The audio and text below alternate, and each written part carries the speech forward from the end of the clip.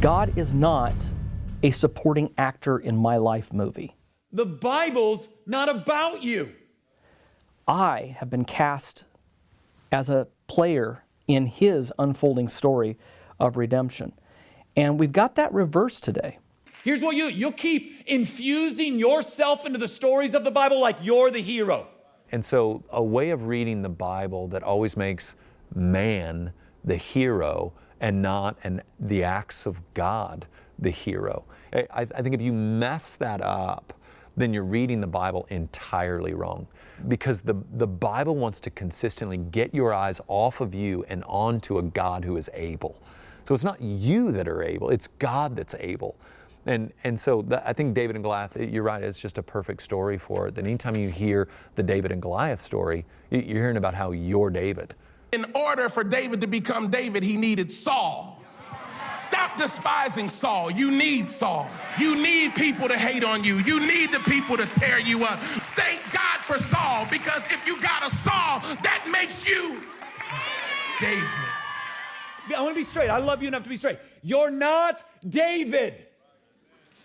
So I'm David, and the Goliath is my debt, or it's my difficult marriage, or it's my boss at work. We're going to keep our distance from our enemy and sling our stones until every Goliath falls down in our life. I'm going to grab the stone of faith, and I'm going to sling it at my giant, at this boss at work, and I'm going to slay, and I'm going to hold up his head. You're going to defeat that giant.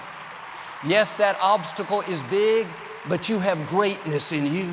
And that would be a very narcissistic way to read the Bible. But in a Christ-centered hermeneutic, we're going to approach the Bible and go, what's going on in this very true story? It appears here that there's something that is terrifying and that on the surface it looks like it cannot be killed. And yet it's overcome by this man who, by faith, killed what couldn't be killed. And now we're on to a thread, right? What's more undefeatable than sin and death? What David was doing was enacting the justice of God on the enemies of God for the victory and salvation of God's people, who did absolutely nothing but be afraid and terrified to approach the enemies of God. You know who conquers our giants? Christ conquers our giants. It's not me that conquers my giant. Like, the great giant of my life, sin and death, cannot be conquered by me picking up a stone of faith and throwing it, but by the finished work of Christ, who conquered death with a single shot. David was one of the men in the Bible that God said he was a man after my own heart. What a tremendous way of describing King David. Yet here's also a man who committed murder so that he can sleep with that man's wife. He's a murderer, he's an adulterer. Abraham, the father of our faith, we always say. Abraham's a guy that lied, threw his wife under the bus, not once, but twice. I mean, this is not a husband that you want to emulate. Do you see that the Bible takes care to tar virtually every biblical figure but one? It's almost important to remember that the Old Testament is an Eastern book more than it is a Western book. It's not just dealing linear, going A, B, C, D. Rather, who Christ is, what he must do, is being defined by what he is not in the Old Testament. And you take a figure like Samson in the Bible. There was a man who had great strength and great cleverness. And if you know the story, when Samson had long hair, he was strong. When he had short hair, he was weak. Now, what's the message there? Well, it's obvious we should have long hair so then we'll be strong. Well, no, that's not the message. The message was, no matter how strong or clever you are not your own Savior. You are not your own Redeemer. That's a dead end if you're going to depend on your own strength and your own wisdom.